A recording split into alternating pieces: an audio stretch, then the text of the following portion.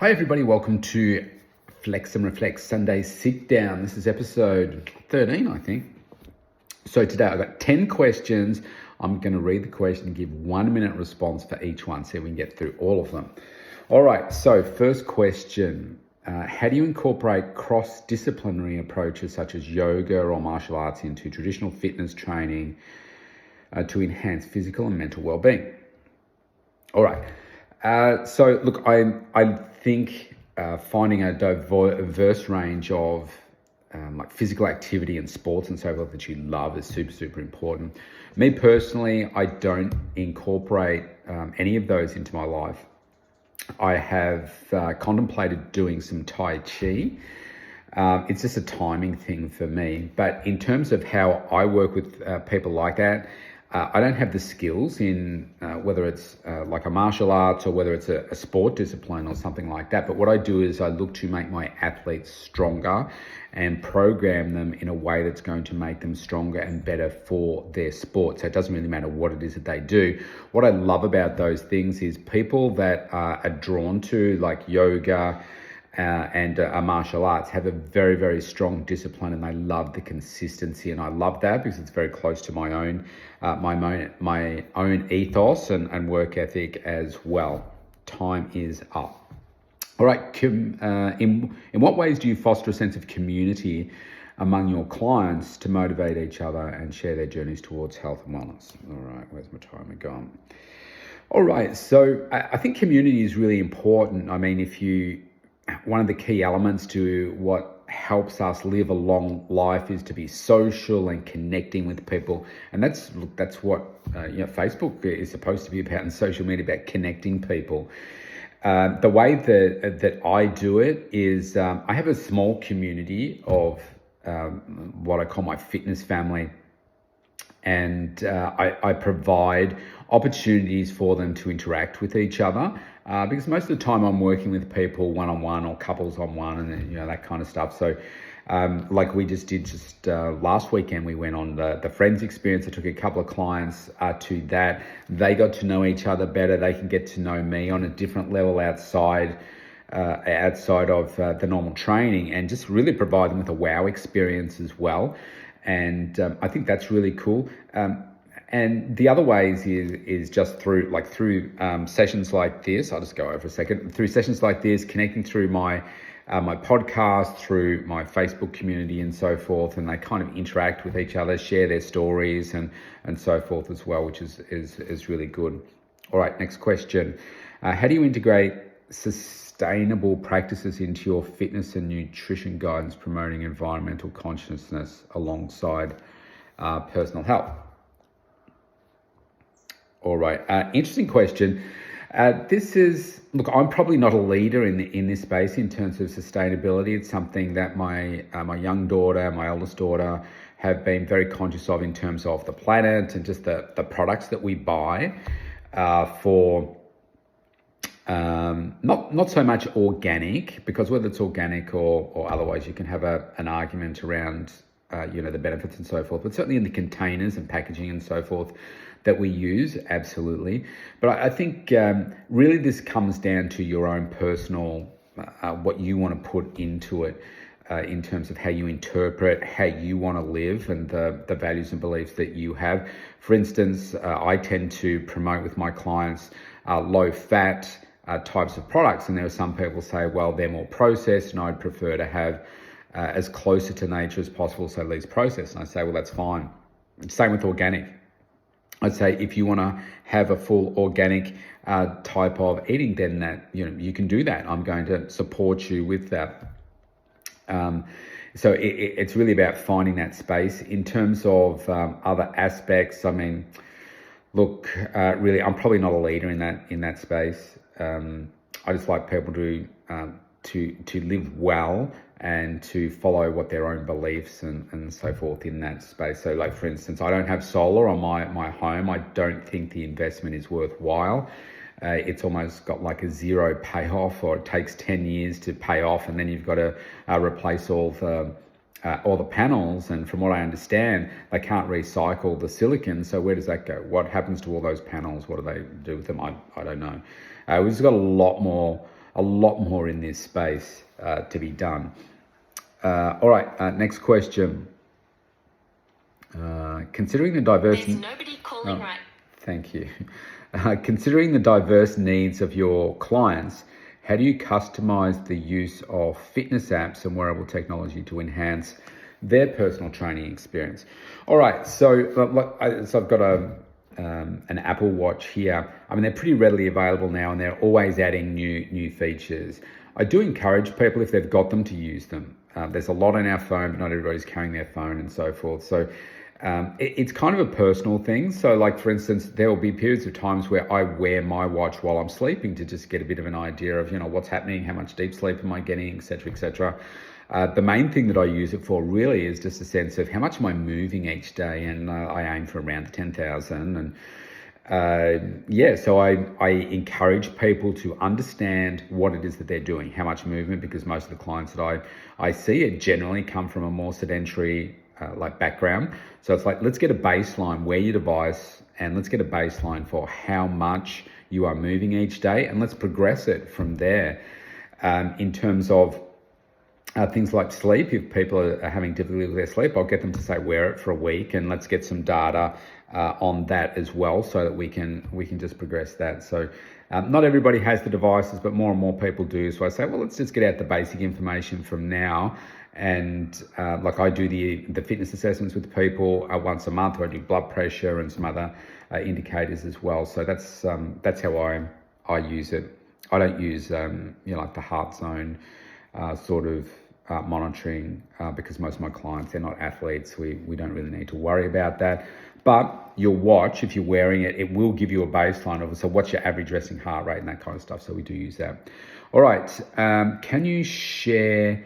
Oh, hang on, I've missed one. What are the latest innovations in nutrition science that you're excited about, and how are you planning to incorporate them into your clients' nutrition plans? All right.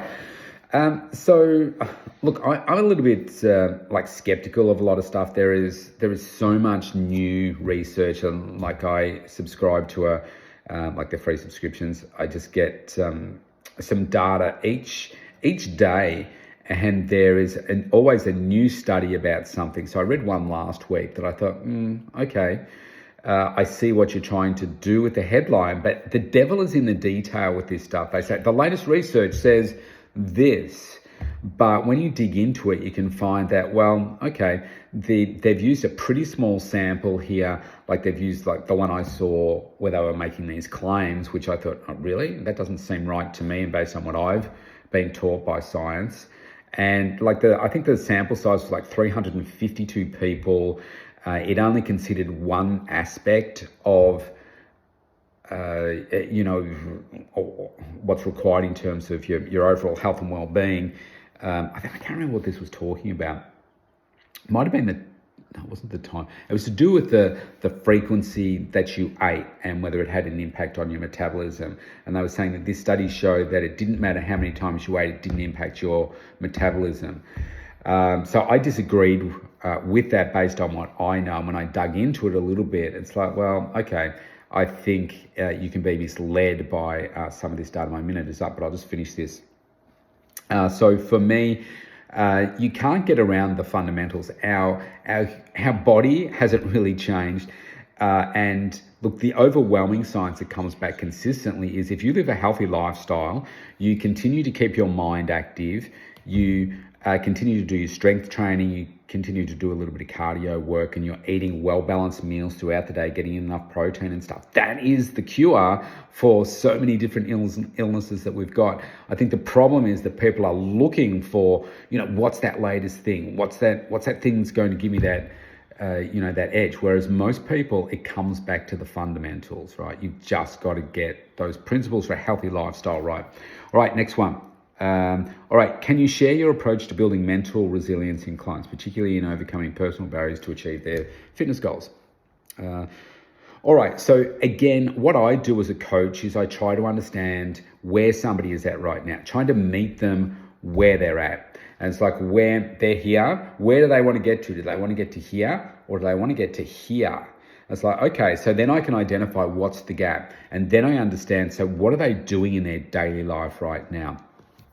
And then it's some people, for instance, let's just say that I'm working with a high level athlete that used to be a high level athlete, but now, that might have been a decade or so ago and some other habits have come to place. I know that they've got a switch like in the back of their head, and so we just need to switch that on again and bang, they'll get all those things. There are other people that they can only handle like this much.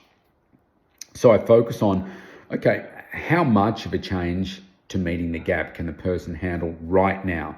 And let's just get that new habit or couple of habits, or maybe it's the whole plan in place right now for somebody so that they can get that consistency and the wins on the board right now to help them make that progress day after day after day. And that for me is how we start to change the mindset. And then when I see them, as I'm seeing most people 2 to 3 times a week, we just keep building on that and saying, so how are you going? How did you implement? What are your challenges here? How are you feeling? All right, what's the barrier right now? All right, well, maybe let's cut off one of those habits. Let's just do this one, right? Let's just get you walking 10 minutes a day for right now, which might not sound a lot to you, but I'm getting people that are perhaps hardly moving at all to form these new lifestyle habits. If we make it too hard for people and say, all right, there's a checklist of all these things that you need to get done every single day, let's go every single day. Yeah, they're going to get great results, but most people can't handle that much workload. They're like, oh, it's too much. I've got to fit all that now into my really busy life and I can't do it. So let's break it down in a way that each person can do. So it's customized for each person. All right, next question. What role do personalized recovery techniques play in your training programs? How do you determine the most effective recovery plan for each person? All right, where's my timer gone?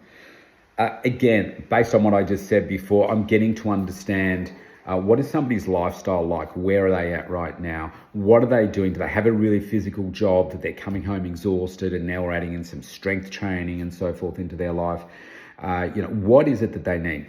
What most people normally need is some kind of mindset release, like a brain dump, if you like, at the end of each day. So I work out when is the best place for them today to have that, if you like, download process.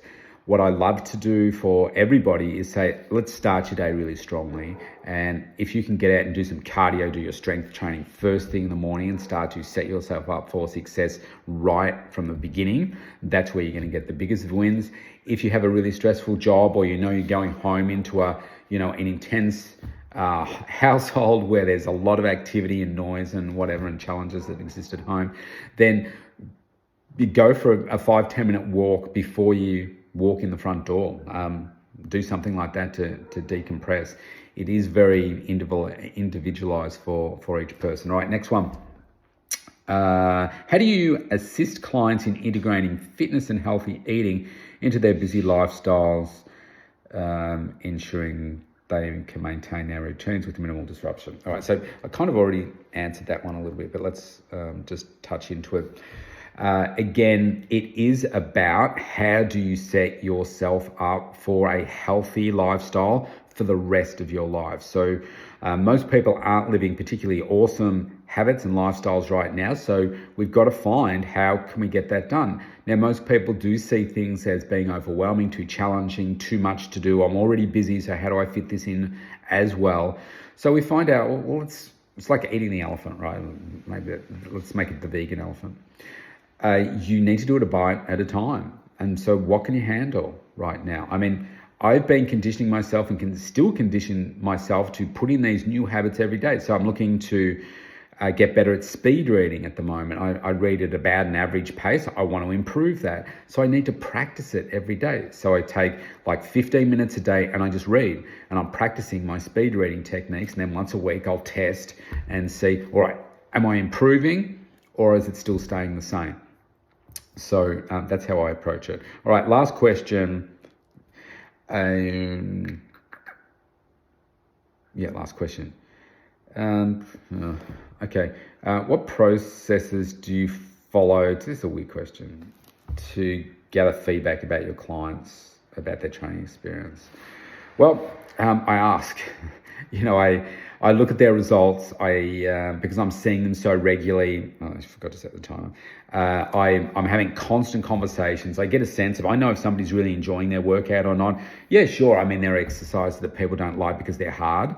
And that can be challenging for them. So around those sorts of things, it's about education. Look, I know this is hard, but you're in the same boat. Most people don't like these exercises, but this is why we do them, and it's going to get you to that next level. So for me, I talk to them. I send out questionnaires from time to time. I get them to write testimonials, success stories, that kind of stuff about their experiences. And we just adapt as we need to. Sometimes I do it there and then, and somebody will say, look, I really hate this exercise, or this hurt.